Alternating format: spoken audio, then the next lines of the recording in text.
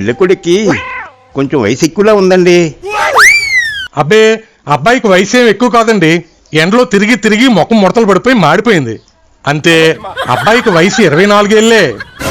సర్పంచ్ గారు, నాకు 42 కదా, 24 అంటున్నారేంటి? ఒరే ప్రసాద్, నీకు పెళ్లి అవ్వాలా వద్దా? అవ్వాలి. అందుకే నీ వయసు తిరగేసి చెప్పాను. కౌసల్య, పాప రెడీ అయిందా? రెడీ అవుతుందండి. సర్లే, ఈలోగా పెళ్లివారికి తినడానికైనా తాగడానికైనా ఏమైనా తీసుకురా. సరే, తీసుకొస్తానండి.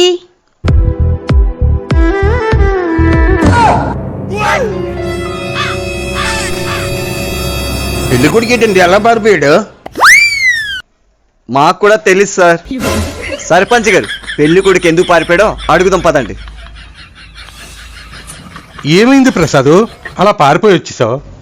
18 ఏళ్ల కిందట పెళ్లి చూపులకి పెళ్లి కూతురు తల్లినే చూడడానికి వచ్చాను.